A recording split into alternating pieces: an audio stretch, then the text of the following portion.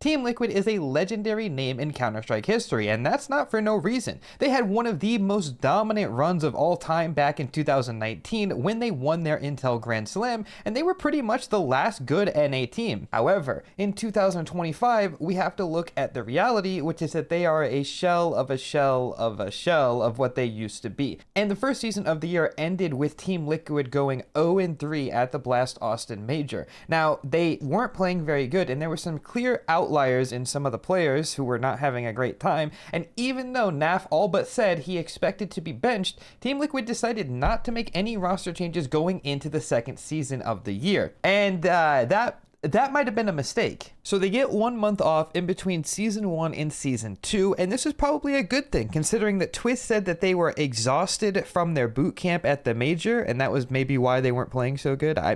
You know, that one was a little bit of a question mark, but you know what? It's fine. They've had some time to rest, and their first game is versus Sashi in the online Pro League qualifier. This is a great way to de-rust and ease into the season. Now, I don't want to take away from Sashi having a good game here because it's not all just Liquid being bad. Sashi actually plays some really sick rounds. Here's a round that I really liked when I was reviewing this game. We have a fast A play where we're going to throw this vent lurk smoke, and then Patty is going to be jumped up on top of these front boxes here, and he's spamming this common line here that people like to cross. He's going to get the kill doing that. In the meantime, Zyphon is going to be dropping on top of Mini here because he wants to go into Mini if they get the kill onto Twistzz, or maybe Rap Heaven. There's a lot of options, but there's one person that's watching him, which is Ultimate. So of course, Lucky is going to swing Ultimate just to be a distraction. Now, Ultimate whiffs, but even if he doesn't, it buys time for Zyphon to sneak into Mini here. But since Ultimate whiffed, he's going to get punished. Now, because nobody was able to see or hear Zyphon go into Mini, it would make sense that Shui has no idea that he can be here, and he is going to go down. Now, despite Naf trying to pick up the pieces, this round is over, and there's nothing he can do as he gets swung by 3 people at once. So it's not all Liquid being terrible. There are some instances where Sashi is just outplaying them, but there are some rounds that are pretty suspect. Today's video is sponsored by SkinsMonkey. Now, if you're not familiar with SkinsMonkey, this is a trade site that allows you to take some of the old and crusty skins out of your inventory, and you can actually trade them in for something a little bit new, a little bit shinier than what you have right now. And it's really easy to do this, actually. All you need to do is log in through Steam, pick the skins that you don't want to use anymore, grab the ones that you do, and then click trade. All trades will pretty much happen immediately, and any balance that you don't use in your trade actually stays on the site for you to use for any future trades that you decide to do. And right now, if you use the link in the description, you can actually get a 35% deposit bonus, and that's good for up to $100. So let's say you deposit $100, you would actually get $135 on the site if you use my link. So make sure you check out SkinsMonkey, and let's hop right back into the video. And one of those rounds that I want to talk about is this one on Inferno. Now, this is the decider in the series, and Liquid are losing, so if they lose, they are eliminated from Pro League. Now, we have a standard default here, and Ultimate is going to reaggress, and he's going to catch them contacting Arch. This is something that happens pretty often, and the reaggression makes complete sense. He catches them, and he gets the info, and he gets away. No plot twist here. He just knows that they've gotten away. Now, in the meantime, we're going to drop a Molotov on towards Moto, so we know that they can realistically only go one way. Ultimate has their back, and this is Molly. They can only go one way right now, or they could just be sitting here holding.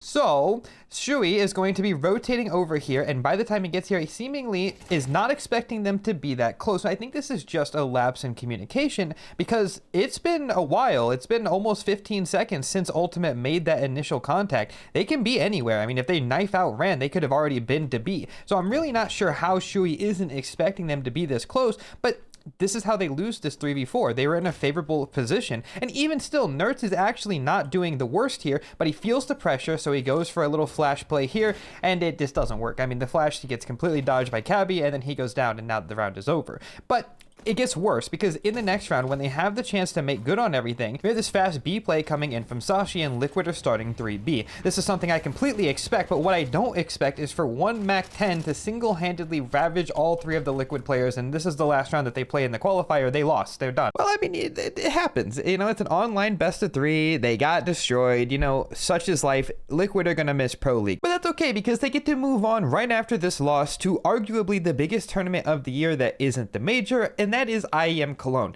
Now, Liquid have to play in through the play-in because their VRS wasn't high enough, and that's okay. It means they get a couple of best of threes on land to kind of warm up into this event. And honestly, it doesn't start off so bad. They get a convincing win versus Pain, they play a close series versus FaZe where they take a map but lose, and then they look shaky against FlyQuest, but they end up qualifying for the main event of Cologne, which is obviously the most important thing. So, in their first match in Cologne, they get to have the rematch versus the team that caused them to go 0-3 at the major, Mouse. Everything gets set up for a nice revenge match. Maybe Liquid can get their footing. Well, no, not really. They kind of get owned in this game, but that's okay. Mouse is still a top 3 team in the world, and this isn't a game that I necessarily expect Liquid to be winning. However, they move on into the next game, which is a rematch versus FaZe. They played them very close in the play-in, and honestly, there was a point where I thought Liquid might even be able to beat FaZe in that game. So surely in this game, they have a chance to take FaZe by surprise and maybe get a win under their belt. So Liquid are up 2-0, and pay attention to that. It's going to be important in a second. But they are going to be playing against this half buy from FaZe. Now, Rain gets spotted with the hero AK on top of the boost. And we already know that we're playing against a low buy. Of course, Liquid know this. They play a lot of CS. Know that it's very likely just a hero AK, which means it's going to be a contact-heavy strat. Idea being, they want to have the pistols walk up somewhere so Rain can trade them with the AK, and they can upgrade their guns and, you know, so on and so forth. So, when Shui realizes that that's likely the call, he calls for all of his teammates to come over from mid, and they're going to all peek from shelf to fight. This makes complete sense. However, what doesn't make sense is once they hear this very small execute coming in, instead of Ultimate throwing his flashbang that he has right here, he has a flashbang, he could just throw it over the wall here and have all 3 of his teammates triple swing. No, instead of doing that, no, they actually just decide to peek into the guns. And, well, that goes about as well as you would have expected it to. Elijah's going to trade Rain, and Rain's going to get his own kill. Now, this is the final moment where I feel like the round gets out of control. Naf is all alone, and he's very clearly recognized that it is something heavy towards B. Now, there's a million ways for Naf to play this situation, and the one he chooses is the most aggressive, but it's okay. It's justifiable. He wants to try to catch them while they're running up, trying to take the space and collect the guns of his teammates. He could also play passive. That one seems obvious given the hindsight that's about to happen. But he also could call for Ultimate's flash, which he still has, to come and refight this angle. It's very clearly not B yet because we have Ultimate and Twistzz seeing nobody up the ramp. And with good communication, we should be able to piece together that they have to be here, but Naf dies. And once Naf dies, they're going to be running to take the guns as well as the A space, and Twistzz recognizes that it's very likely that they're going to run A, and from his perspective, he's missed them. However, Brokey comes back and spots that Twistzz is pushed down, and so Elige will get this trade on Brokey. Now Elige has 3 kills with this hero AK, and actually this one AK is going to end up getting all the kills, because what's going to happen is we're going to end up in a 1v1 where Ultimate will die. And he still had that flash, by the way. It's right there on the ground. He could have thrown it. That could have been a round-winning flash. So one round of presumably bad communication leads to a snowball effect where Liquid cannot stop from falling down this hill, and they end up losing 13 rounds in a row, which is something that you really just, like, that's impressive. Well, that's how Liquid's Cologne run ended this year, but that's okay. I mean, I know some of you guys are probably saying they weren't even the favorites to win those games, and I kind of agree with you, but it doesn't really matter because they should still be playing them competitively and look a lot more convincing than they do. So it's clear that Liquid are not playing that great, and they need some more practice coming into the rest of this season. Luckily for them, there's an open qualifier that's coming up for the Blast London event, and this is a great way for them to get some more reps and kind of ease back into the rest of the season. Their first game is versus a team called VP Academy. Now, if you don't know who this team is, this is the Academy team for Virtus.pro, a team who is also not doing that great, and their Academy team isn't even in the top 50. So this should be an easy game for Team Liquid.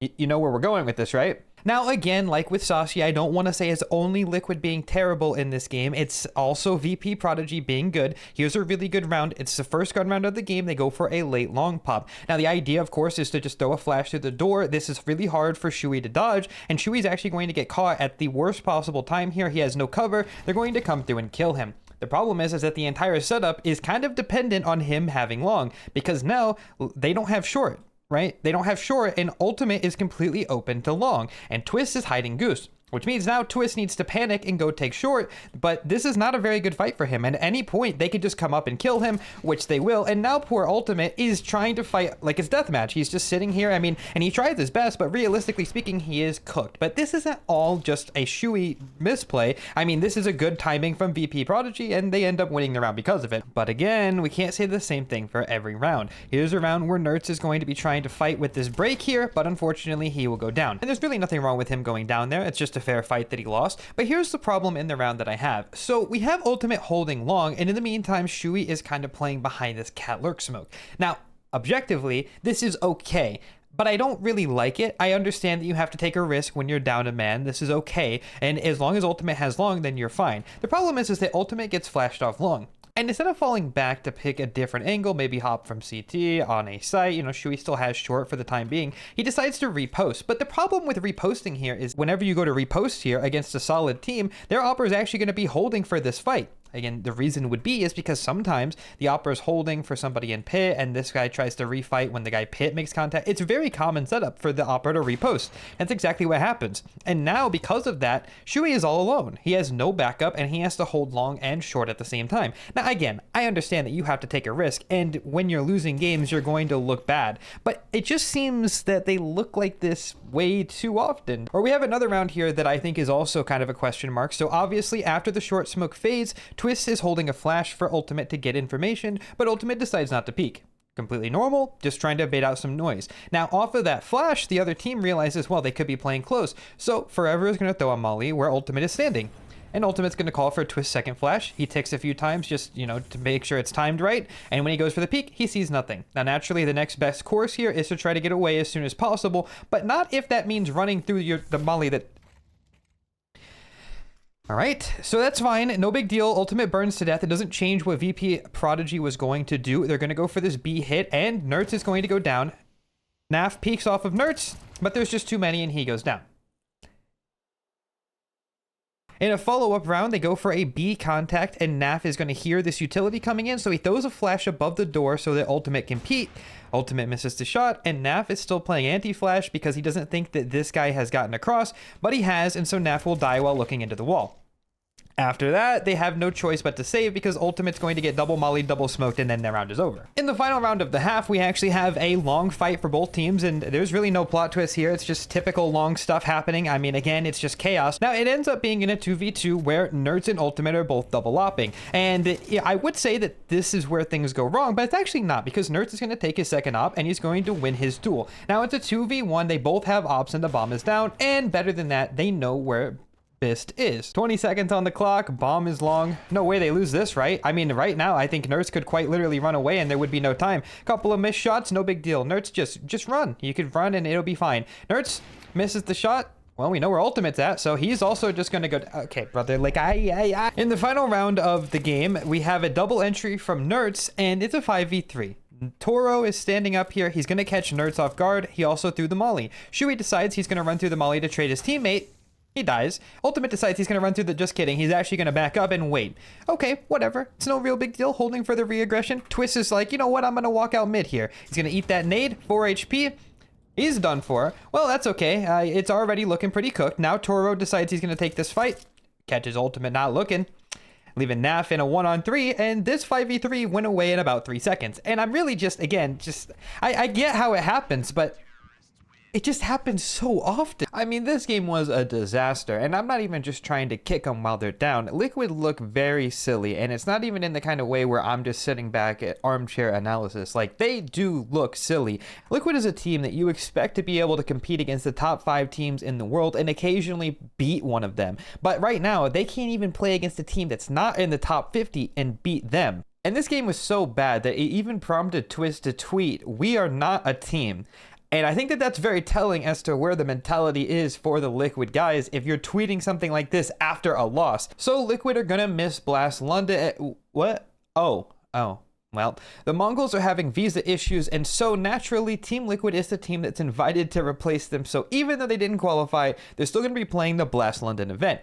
And we'll cover that in a little bit, so stay tuned. In between now and then, we actually have to talk about the Blast Bounty event, because after this poor showing versus VP Academy, you really just get this feeling that it can't get any worse. So moving into Bounty, we have Team Liquid who get picked by Team ECSTATIC, and this is going to be a game that will live in infamy forever, because I'll just spoil it for you. This is a game that many are saying is the worst game of 2025. Now, I could probably make an entire video talking about this game because it is, quite frankly, a disaster, but don't worry. I'll just show you some of my favorite moments instead. And I'll also make sure to leave Harry and Hugo in the cast because they really just add the cherry on top. Heard of this guy? Not this game. Oh, they smoked themselves off. That's fine. Is it? In a weird way, it's probably okay. Oh,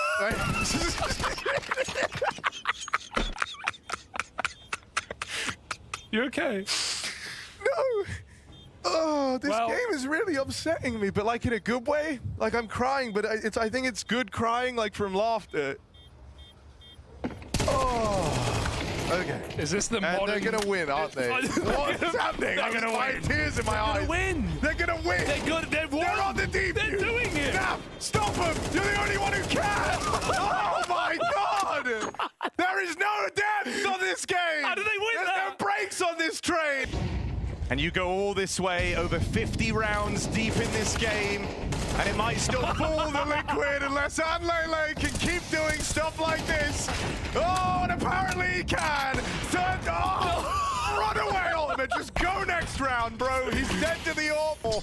Deagle, first shot. Oh, Ultimate with 2. Leaves this in a doable position. The bomb's gonna be stuck. It's Russell versus Nut Nut in a clash of the ages, and finally, it's all over. And by some miracle, Liquid were able to survive this test, and they move on to play versus Furia. Now, in this game versus Furia, it's a very rare example of them playing how I think that they're supposed to play. They actually beat Furia, and they move on to face the #1 team in the world, Vitality. And somehow, they made this game pretty close. Now, I don't know how this makes sense. We can't beat Sashi, we can't beat VP Academy, but we can play Vitality in a very close best of 3. But you know what? That's fine. Vitality end up squashing Liquid in the end. You could say this is a disappointing loss for Liquid, but at the same time, it's not at all a disappointing loss for Liquid. This is the best you could have hoped for. And luckily for Liquid, they get to move on to the next event and have an immediate rematch versus Vitality again at the Esports World Cup.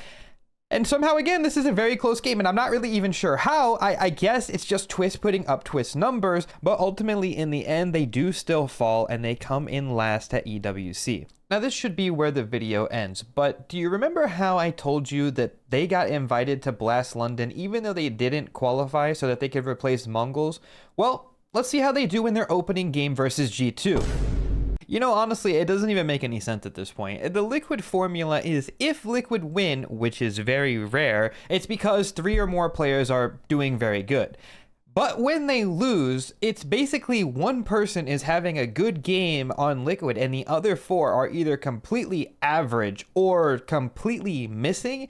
And that's how you get these blowout games like this one versus G2. So in their elimination game, they're going to be playing versus Imperial. And oh, would you look at that? Naf is having a game. It's a good thing that they believed in him and didn't make any roster changes so that they could barely beat Imperial in this best of 3. Now, I know I sound like I'm being mean, but it's just hard to justify this roster after so many losses in a row and so many series where they don't even look competitive, the amount of upsets that they're giving. Then they just barely beat a team that's also been struggling this year, who barely gets to play any international events, and then when they do, you know, they look shaky. So Liquid live yet another day, and they get to play versus Team Spirit, and they get donked, to be honest. They really do. But this game actually helps us showcase another pretty big difference, in my opinion, which is the op difference on Team Liquid. Now, Ultimate has had some good games, like really good games, but in a game like this, where he's opping versus Hero, you can very clearly see the difference in the capacity of these oppers. It's basically like Liquid are playing without an opper versus somebody who's ravaging their entire team, and donk. Now in this game there isn't a ton of op versus op fights between Shiro and Ultimate, but here's one that I found where Ultimate just runs away from Shiro as he hears him coming. And I understand that when you put somebody under a microscope, it's always going to look a little silly, but I'm not even trying to nitpick. I mean, this is the most recent game that they've played as of recording, and Shiro is 20-11, meanwhile Ultimate is 3-13, and it seems to be a pretty consistent problem where Ultimate is not having the same level of impact as somebody as consistent as Shiro would be. And that's what I'm trying to say, is when you're looking at Liquid, who exactly is meant to be the fraggers? It should be Twistzz, and it should be Nerds, and I mean, it should be all of them, but for some reason that just doesn't happen. Like when you look at a team like Spirit, it's always Donk and Shiro that are going hand in hand. Like even here, Donk is saving Shiro from dying so that Shiro can live and get this kill onto Naf. And then get this kill onto Naf. And then get the kill onto Naf. But that's what I mean. It's like when you look at Liquid, who is doing that for this team? It's really nobody. Or you'll have a very inconsistent showing where one person will do good in a game, like I mentioned earlier, and then you'll have the other players who are just kind of average. I mean, that's exactly what's happening in this game. Twistzz is having a great game. Meanwhile, we have 2 average players and then 2 players who are playing below average. And that's the problem with Team Liquid, is that they just cannot find any level of consistency. So Liquid is really just at a point where I'm not really even sure what comes next for them. It's clear that they need to make some sort of roster change, but I don't even know who it is. Do you replace Naf, who's been struggling and still struggling even after they've given him another chance? Do you replace Ultimate, somebody who is going missing in a lot of these games versus the oppers that they need him to be playing good against? Do you replace their IGL? I don't think that it's a bad argument, but it's not a good one either. What about Nerds, somebody who hasn't been playing particularly well since he's joined the team? Or do you replace Twistzz? I know it's almost even taboo to say that, but he doesn't have a lot of games where he's dominating, albeit he does have some every now and then, but they all do. So it's really hard to make an argument for one player to be replaced, but it's also hard to make the argument that they need to stay together. So I'm not really sure where Team Liquid is right now, but one thing is for sure, they are not a team. And if you enjoyed this video, I would really appreciate if you guys subscribe to the channel. I've tried something new for this video because I wanted to talk about all these Liquid games, but I didn't think that one demo review really did it justice, so I tried to cover everything that's happened so far for this season. And again, if you did enjoy, please like the video, let me know if you did in the comments, and I appreciate you guys if you watched this far. Much love as always, and hopefully I'll see you guys very, very soon.